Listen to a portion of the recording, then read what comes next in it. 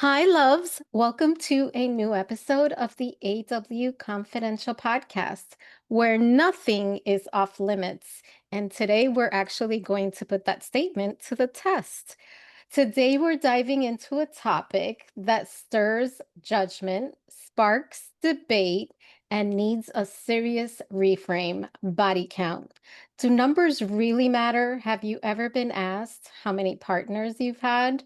Or have you asked the question, and should we be asking this question?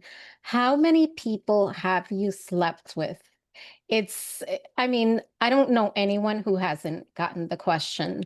Joining us once again, it's been a while, is licensed psychologist and nationally recognized sex therapist Dr. Shannon Chavez, the expert who keeps it raw, real, and rooted in empowerment. And we love empowerment, don't we?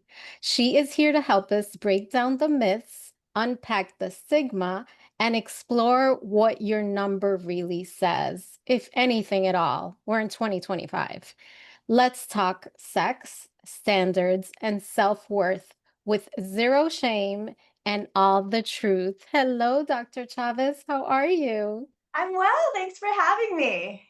You're so amazing. I love you because you speak about a topic that makes people uncomfortable, and you do it from a place of empowerment. And that's where we should be. It's 2025 and we're still having these conversations. And body count is a hot topic. It has been for, I don't know, decades. And many women and some men ask or are asked about their magic number. How many partners have you had? How many sexual partners? Why are people so obsessed? And we need to also not only dig into why are people so obsessed, but why is there that double standard that doesn't seem to go away? And I'm talking about the higher the number for the men, the more virile they are, Mhm. and for the women, the higher the number, the more loose or slutty they are, which is so archaic to me. Yes, I couldn't agree more. I mean, let's start with why people are obsessed with it, because this Okay. is socially constructed and programmed. We're not born with these values around the number or how often. We are told that this is how we should view our sexuality. And the double standard is a huge one. It creates shame, it creates insecurities, it makes people feel pressure and And guilty. expectations, guilt, all of the above, right? So many concerns. I see this in my practice with individuals, couples. I see it create conflict. So we have to get past it. To your point, it is 2025, and we have the power now, even in these conversations, to say, let's ditch these old narratives. Let's not let body count be a thing, and let's move past that. Let's sexually evolve. What do you think about that? 100%. And the fact, for anyone who's dating or anyone who's in a relationship or any kind of situation, should we really be having this conversation at all? I think we need to shift the narrative, right? Instead of how many partners have you had, let's think about what's really important in partnership. What are your values in relationships? How do you treat your partners? What has your past history actually informed you about your sexuality in terms of what you like, your interests, your desires? We don't get into kind of the core of intimacy when we ask that question. It's kind of a surface level question that then makes us feel a certain way about our own sexuality, and it creates judgment about someone else's. 100%. Now, when did a woman's body count become an indication of her worth? Because that's what it seems like to me. Yes. Well, I think this comes with sexual empowerment. I think the more independent and empowered women are around their sexuality, the more they're going to get judged and try to be repressed around how they express and their autonomy in their sexuality. And the double standards, right? Women have been kind of forced into purity culture and the idea that your self worth is somehow informed by your number. And so there's shame around it, right? I can't tell people my number. What would that mean about me? But And how do you get out of it? Yes. Well, I think we have to make our own judgments and our own values around our sexuality. Think about those influences. What do those influences mean to you, and why do we listen to these messages? Sometimes it's community, right? Our friends, our partners, our family And might it's have messages. conditioning. It's Yes, conditioning. We yes, grow up with that, sort of that idea that the higher our number, the less we're worth. And that's exactly. hard to break. Well, you know what's interesting about conditioning? As easy as it is for us to get programmed, it's also easy to reprogram. We just have to be Absolutely conscious. not. How? I think Aware that we get to awareness. decide. We have to create our own messages, right? We are usually kind of waiting for society to tell us how we should feel, what's okay. And I think obviously sex education is important. The more informed we are and really understand sexuality, everything from partnership to what an experience is, right? I mean, when we're talking about body count, what does that really mean? Does that mean intercourse? Does that mean any sexual intimacy with a partner? I think the more educated we become, we realize, wait, I've had many experiences. And what does body count actually mean? So I think that's the reprogramming, deciding for yourself as you're informed what is truly important in your own sexual experience. I mean, some people have one, zero, 100. It doesn't But it's matter. but isn't it interesting that when men have a lot of quote unquote experiences, they're more desirable. They probably are better at the act, which is so not true. Definitely not right. I mean, does it say anything about your ability to actually experience intimacy? What does it say about you as a partner? But what I found working with a lot of men is they have a lot of shame around it. They may find themselves exaggerating their number just to fit in Wow. social circles or locker room talk. And there are a lot of fears about pressure to perform, right? I have to go out and quantify my sexual experiences to fit in because that's the norm, especially around certain age groups, whether it's adolescence or college age, before even adulthood. That pressure for men is sort of accelerated, where women are kind of told to sort of stunt or suppress their sexual appetite or experiences. I mean, if you think about it, and I don't know if this still exists. Are there still men looking for the virgin? It's just, it's right. Also kind of glorified, right? This sort of masculine, toxic Yeah. masculinity topic of even virginity, right? This is sort of a social construct, and that attaches to the idea of women holding this worth around purity and sort of being this virgin-esque creature, and men having all the experience so they can conquer. And these are outdated narratives. I mean, come on, who believes these things? But yet Ah, they're predominant in everything, right? Media, culture, reality TV. I mean, from Love Island to every drama we see on TV and streaming, it's all, yeah, basically supporting the, these notions. and I don't know if you've watched the show, but we did a limited series about the show. There is actually a game night where one of the questions is, what's your body count? And the girls have to guess the guys and the guy vice versa. Why Mhm. are we doing this? People want to know. I don't understand the obsession. It's a social status, right? I feel like it's sort of what we call erotic capital. What makes you valuable as a sexual being? And because we've made it about quantifying sex, people are on this conquest for more and more. And the more the number, the better I am. And that sort of inflates the sexual ego rather than focusing on quality experiences. And And I don't even intimacy.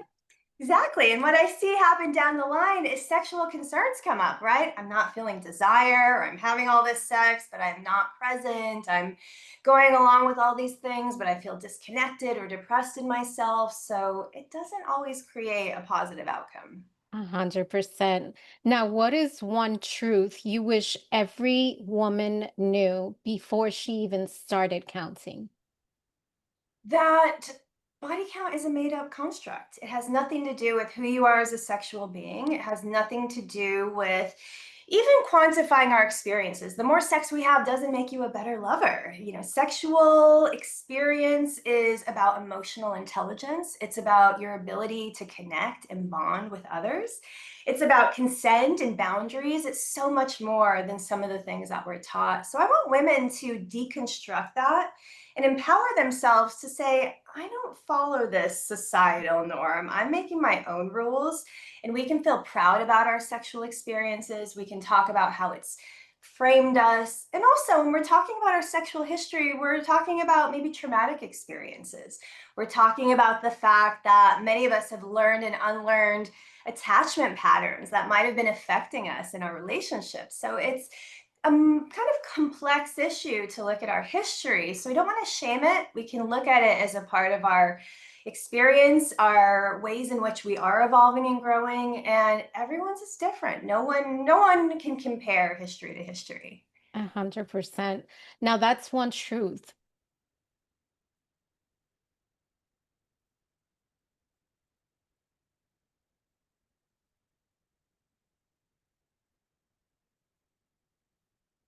Feel free. Oh, I didn't hear you for a second. It just cut out. So, what is one lie you believed about sex that you had to unlearn to feel free? I think that first of all, I would say basically that having a lot of sex makes you slutty, right? The more experience, you mentioned that earlier, right? This notion that experience somehow implies who you are as a sexual being. That is a big lie. I think it keeps people in insecurities, fear, and shame. And so we can definitely unlearn that. Some people are doing that by claiming the word slut and saying, hey, that's not shaming at all. I'm going to claim that and I'm going to use that as a way to empower myself rather than to feel shame. So I like the idea of using these kind of lies or untruths that we're told and reframing them, reusing them in ways that makes you be in control of So the narrative. it's about reframing our mindset. Yes, what we tell ourselves is very, very impactful in terms of our mental and sexual wellness. It can affect everything from our relationship to sex, how we're thinking about pleasure, and what we define as sex. I think that's what the issue is with body count. We're kind of assuming that body count means a certain type of experience, but many people have lots of experiences. I mean, what about kissing and sensuality and all the things that are a part of sexual bonding that aren't really discussed when we're talking about body count? It's actually a very good point. Now, if numbers didn't exist, what would define our sexual worth? Is there such a thing? I think you have to define your sexual worth and think about what that really means. I think it's individual for everyone. It has to do with your background, your culture, your values, your spirituality, every aspect of how you express yourself and live your life. So, even people with zero partners or experience can still have a fulfilled sexual life. It's not all about the actual sex that we're having. And I think that's why we have a lot of issues around sex, whether it's performative issues or anticipatory anxieties. Those are the things that we have to change. And self worth is about your own journey. I mean, we're all going through changes in our lives or experiences that shape that or make us rethink what's important to us or what we prioritize. So we've got to think about reclaiming that as well in the narrative. I love that. And I'm glad you mentioned that. So, body count doesn't exist in this vacuum. It's shaped by so many factors. There's age, there's gender, there's sexual orientation, religion, even political beliefs now, especially.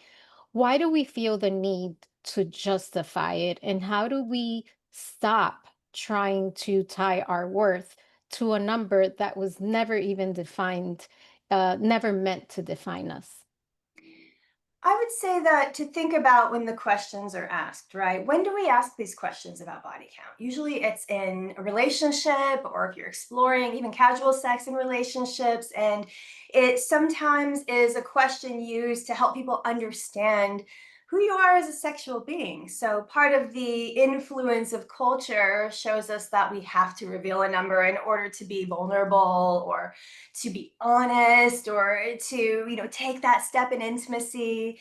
And that's where the reframe comes in. Instead of asking that question about the number, what's truly important? Because think about that. If you were to answer that question and you get the number, how do you feel? Does that answer all the questions or concerns that you had? Does it make you feel more comfortable with that partner? Kind of does the opposite. It sends you on a spiral of maybe obsessing or having perceptions about that person's history that might hinder that growth in the relationship or create conflict unnecessary. Oh, wow. Okay. So it's all coming down to reframe. Yes. Yes. I mean, we have to reprogram so much around our sexuality. Even the idea that we have this term body count. I mean, it sounds aggressive. It sounds scary for a lot of people. What does that mean? I mean, what's funny about the glorifying about body count is most people don't even know body parts and how to sort of identify parts that are involved in our sexual experience. But they have a number that they're very proud of. I would say, let's talk about that reframe. Why don't we learn more about sexuality and feel proud about that count of how much we're learning and aware rather than the idea of objectifying bodies around pleasure? Well, hopefully that will happen in our lifetime. I'm not sure about that. But this all came up because of an article in Men's Health. According to an article in Men's Health, shame or stigma, I believe even guilt, can be attached to a person's body count. Our culture has been led to believe through conditioning that this number somehow reflects experience, desirability, and worth, according to the article. So, where do we begin this mind shift? Do we begin, when you start thinking about experience? It's so hard. I mean, it's almost like going against the grain. So, where do we begin? What steps can we take to start the reframe? Well, what's interesting, I think, with technology and social media is that the newer generations are already making that shift. They're not obsessed about virginity. They're already deconstructing the idea that having a sexual debut is somehow about this heteronormative way of having sex, right? Your first sexual experience. So they're already kind of changing that narrative. I think the younger generation is also detaching from this performative, goal oriented way of looking at sex, right? That the more you have, the better you are. As we see with declining numbers of people actually engaging in sex, they're looking for, I would say, more quality connections and bonding in different ways rather than sex being the only pathway towards intimacy. So I'm already seeing that change happen. I think also I'm seeing our generation sort of say, hey, as adults, we need to also detach from this idea. We're not going to give it attention. Let's not talk about it or glorify this in a way. So I see all different age groups taking a stance and saying, we have to change this. Of So, it course, is encouraging. it's sensational though, right? We love to talk about it. It's a touchy subject, it pushes buttons.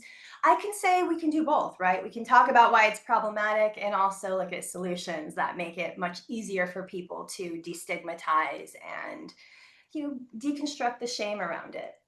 So if someone listening is asked that question, particularly I'm a woman, so I ask from a woman's point of view. How do you answer it if it's something that you just don't care to answer anymore? It's exhausting. It's ridiculous because then it's turned around against you. So how do you respond to that?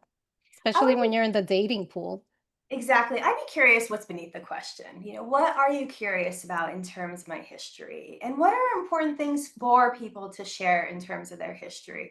Obviously, there are certain experiences that shape our values or what we find in terms of safety around sex. Those are sometimes the fears that lead to the question, right? I want to know something about you.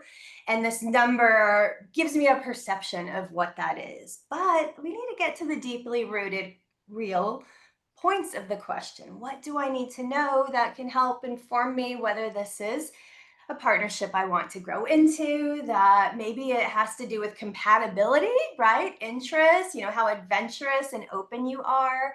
I think we can get to some of the deeper, more important questions by thinking about whether you're asking or answering the question.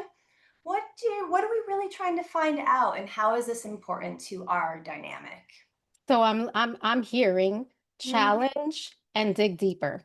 Yes, absolutely. Dig deeper. There's I much love more it. under that question than a number. I love that. Okay, well, thank you. I'll make sure to keep that in mind next time. So we love to end interviews in what I'm calling an AW truth bomb. If you could whisper one truth to your younger self before she ever felt shame about sex, what would you tell her? I would tell her that it's about pleasure and it's a personal journey and it's nobody's business but your own. So, yes. I love that.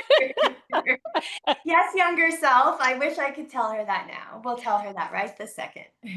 I love that. Dr. Chavez, thank you so much for joining me. If you have not read this article, it's in Men's Health, So, and it's called Body Count. You can't miss it. Just type it in.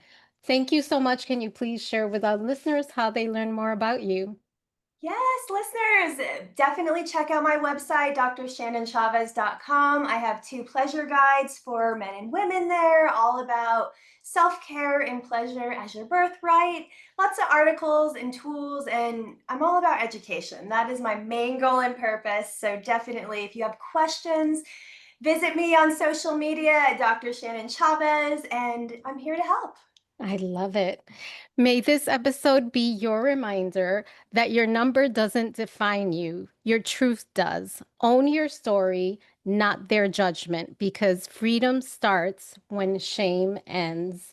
Thank you, Dr. Chavez. Thanks for A- having me. And thank you, loves, for joining us on this episode of AW Confidential Podcast. Talk to you soon.